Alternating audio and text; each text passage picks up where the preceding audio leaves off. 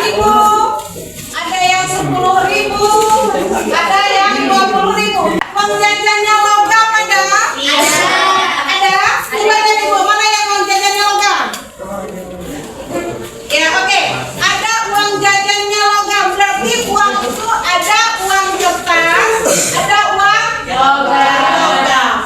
Nah, sekarang fungsi uang itu selain untuk Ananda jajan, untuk apa lagi fungsinya? Apa lagi? Apa lagi? Beli baju. Nah, kemudian nilai uang. Nilai uang, apa yang Anda dapat dari uang itu? Coba lihat. Perhatikan uang yang ada di tangan Ananda. Apa yang nampak di situ? Apa lagi? Ada angkanya di situ. Berapa angkanya? 5.000. Selain 5.000 ada? Berapa? 10.000, 20.000. Hari ini Ananda diskusikan mengenai fungsi uang, untuk apa aja uang itu, kemudian nilai uang. Nilai uang untuk apa saja? Nah, dalam buku yang ada di kelompok Ananda itu bisa menjadi patokan Ananda untuk membuat tugas kelompoknya. Apa saja fungsi uang, apa-apa saja nilai uang. Silakan Ananda bekerja secara kelompok bersama-sama. Silakan. Sekarang silakan moving. Kelompok tamu silakan bertamu, dan kelompok yang tinggal silakan menjelaskan kelompok tamu. Silakan moving sekarang. Kita mulai dari kelompok 1. Silakan kelompok 1, apa yang harus ditanyakan ke kelompok 2? Kami dari kelompok 1 ingin menanyakan apa fungsi-fungsi dari uang. Tolong jelaskan. Fungsi uang terdiri dari dua jenis. Yang pertama fungsi asli, terdiri dari sebagai alat tukar dan alat ukur nilai. Kedua, fungsi turunan, alat pembayaran yang sah. B, alat penyimpanan kekayaan dan pemindahan kekayaan. C, alat pendorong kegiatan ekonomi. Dan D, standar pencicilan utang. Nilai yang tercantum dalam uang kertas, nilai apa saja? Tolong jelaskan.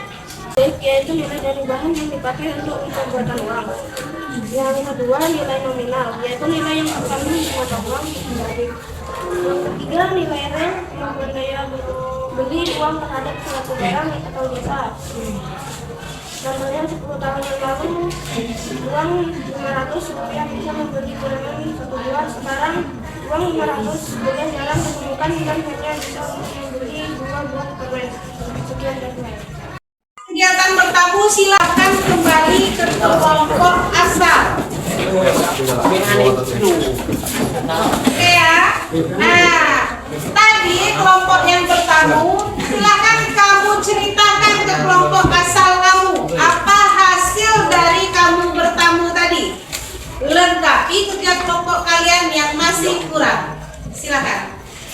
Anak-anak sekalian, sekarang setelah Anda diskusikan hasil temuan ke kelompok lain, silakan hari ini kita bacakan mengenai hasil kerja kelompok Ananda. Silakan, mau kelompok mana yang lebih dahulu?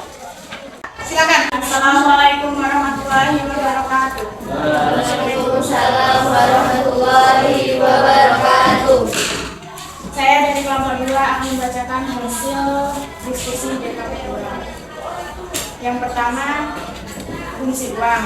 Fungsi uang dapat dikelompokkan dalam fungsi asli dan fungsi turunan. Fungsi asli uang adalah sebagai berikut. 1. Alat tukar. Uang berfungsi sebagai alat tukar. Contohnya, seorang nelayan membutuhkan perahu, dia dapat menjual hasil tangkapannya untuk memperoleh uang. 2. Alat satuan hitung atau pengukur nilai. Nilai satuan barang dapat diukur dengan uang. Contohnya, harga satu kotak pensil 40.000 dan satu lusin buku tulis harganya 120.000. B. Hasil fungsi turunan. Fungsi turunan uang antara lain mencakup hal-hal berikut. 1. Standar atau ukuran pembayaran yang ditunda. 2. Alat penyimpanan kekayaan. 3. Alat pengalihan nilai atau kekayaan.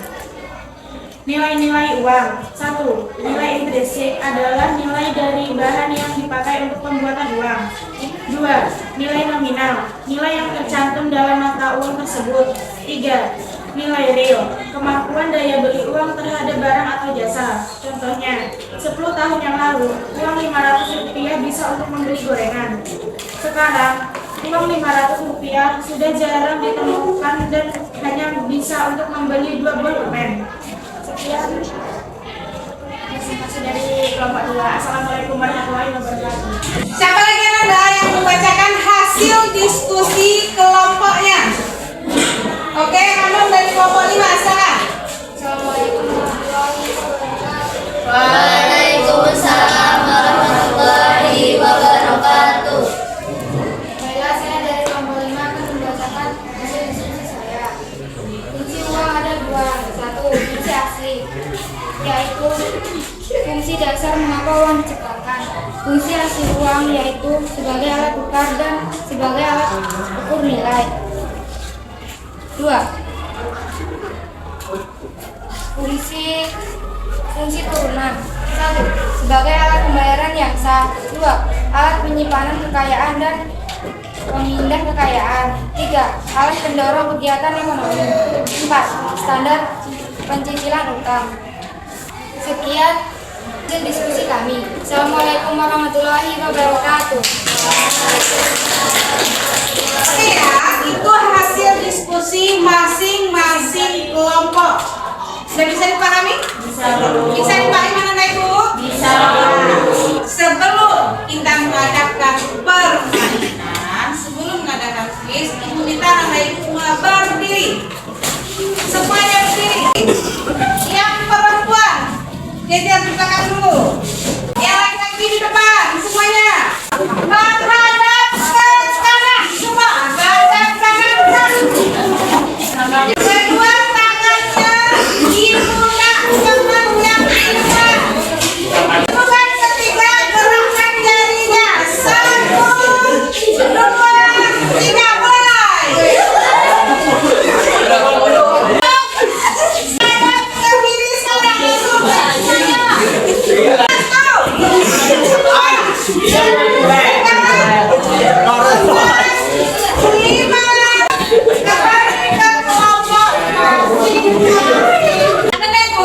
Tadi sudah dibacakan hasil kerja kelompok atau diskusi kelompok Ananda.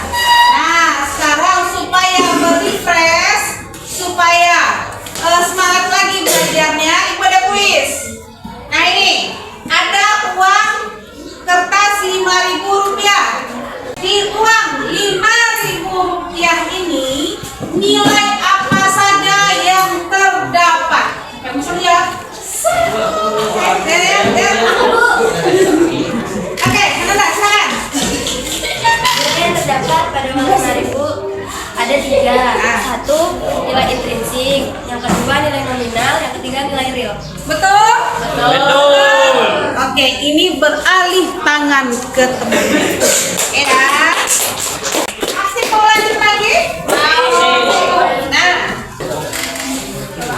masih dari uang Rp5.000 ini, kira-kira fungsi turunan apa yang didapatkan dari uang Rp5.000? Siapa yang bisa menjawab? Oke, Rida, silakan.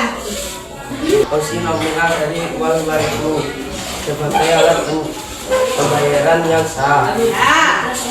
2. Alat penyimpanan kekayaan dan pemindahan kekayaan. Ya. Contohnya untuk menabung, Bu. Ya, oke. 3. Alat pendorong kegiatan ekonomi. Ya. 4. Standar pencicilan uang utang.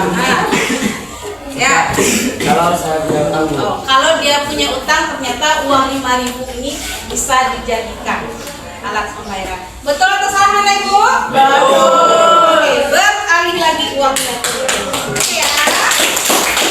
Demikianlah hari ini pembelajaran kita mengenai fungsi dan nilai uang. Kira-kira bagaimana pembelajaran hari ini anak ibu?